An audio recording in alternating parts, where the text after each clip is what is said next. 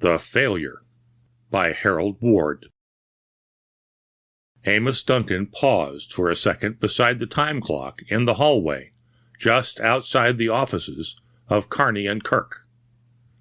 Then, his heart beating like a trip hammer, he mustered up courage enough to push open the swinging doors and peep into the gloomy interior. He was frightened, scared to the point of hysteria. Yet for 30 years he had stopped in that self-same place in the hallway, morning and noon, on his way to work.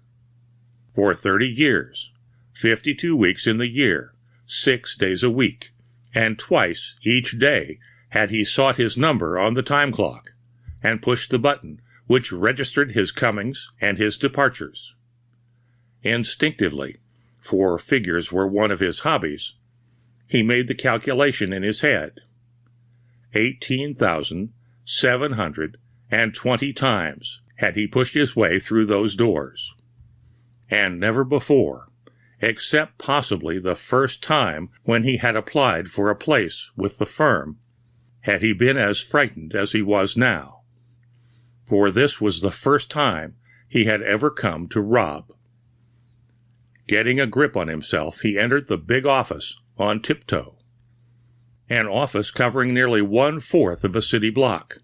Yet he knew that old Bill Judkins, the watchman, would be making his rounds out in the factory at that particular hour. It was part of his daily work to check up the dial on the night watchman's clock.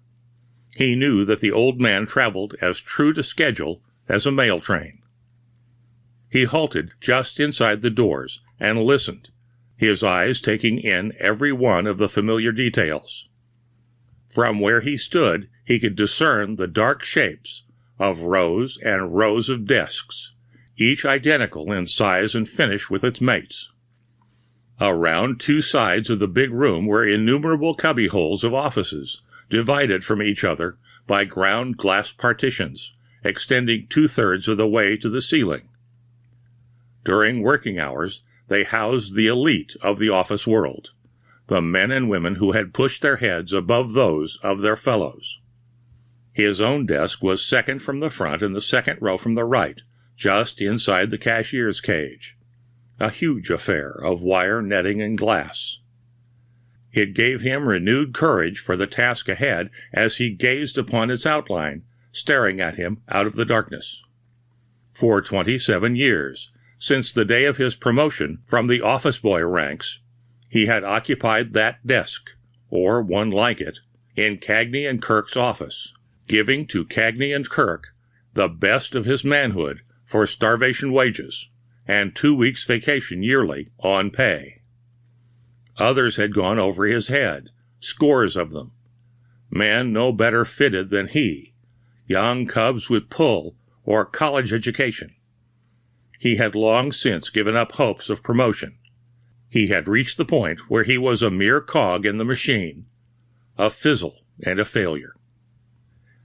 In 99 cases out of every 100, when a man goes wrong, a woman is responsible. In Amos Duncan's case, the woman was Mrs. Amos Duncan.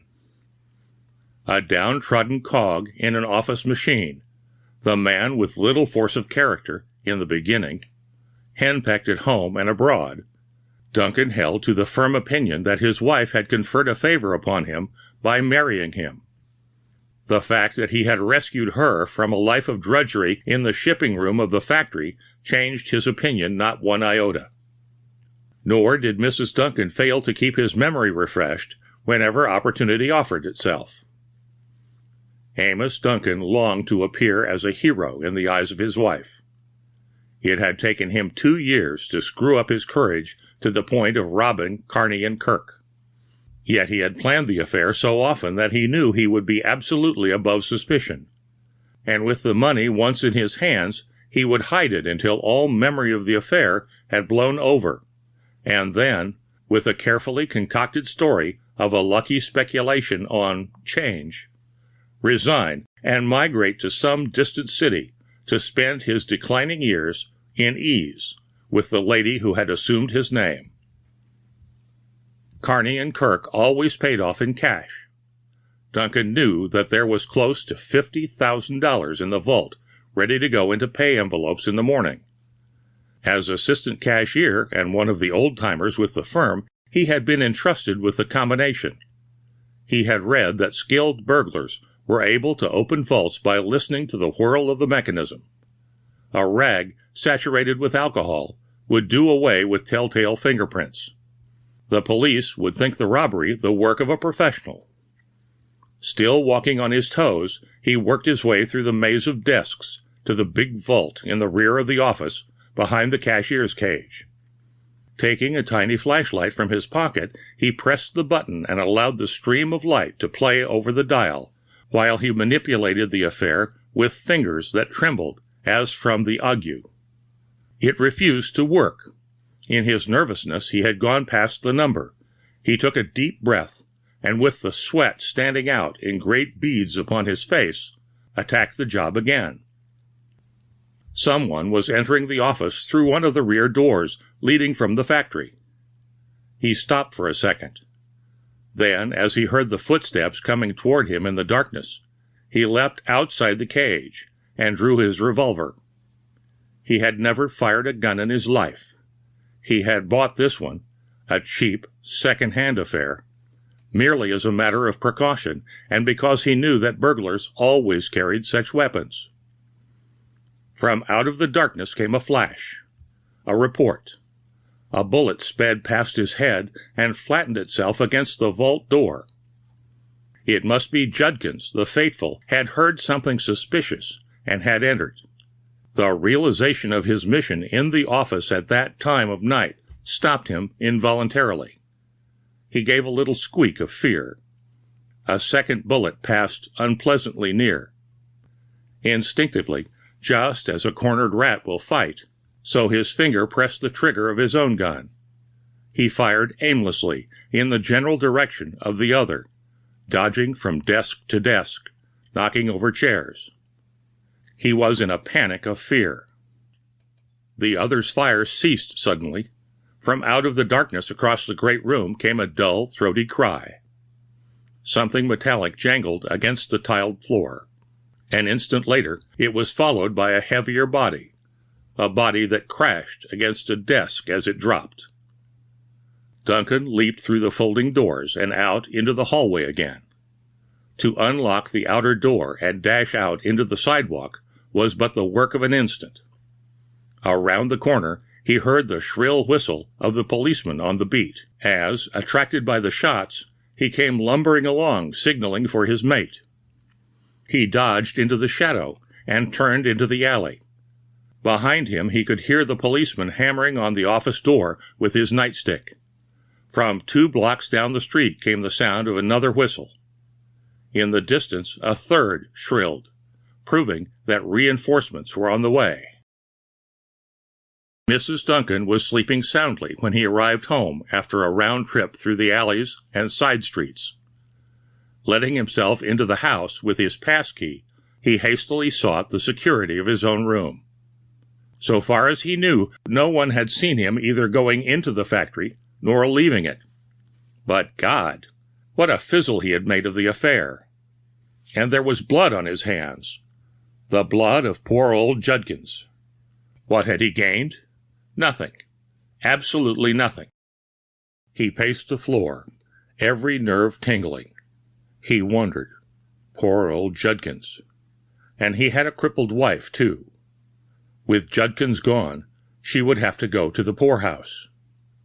It was something that he had not foreseen. He was still pacing the floor when the sun came up in the east. In the other room he heard Mrs. Duncan getting up. In less than 2 hours he would have to go to the office.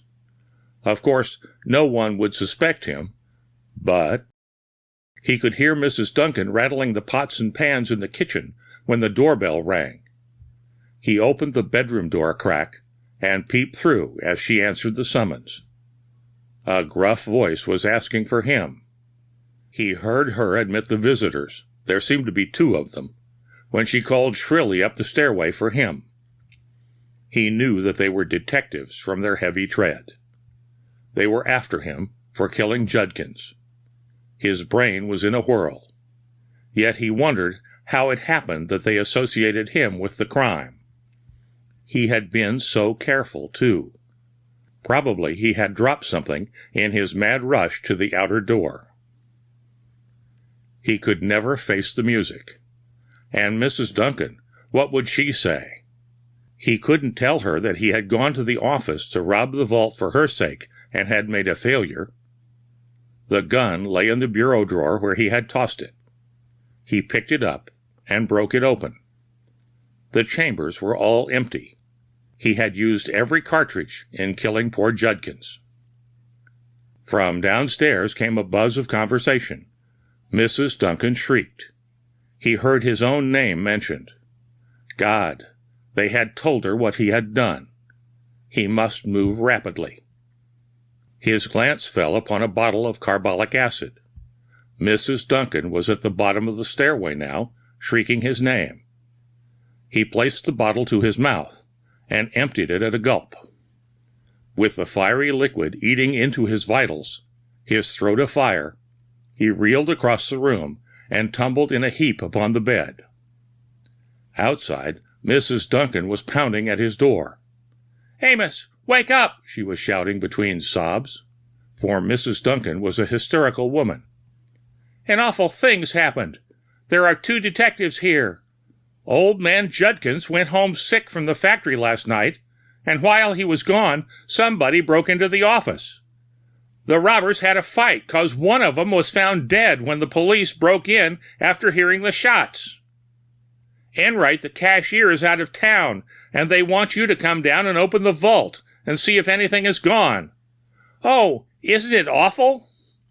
Amos, why don't you answer?"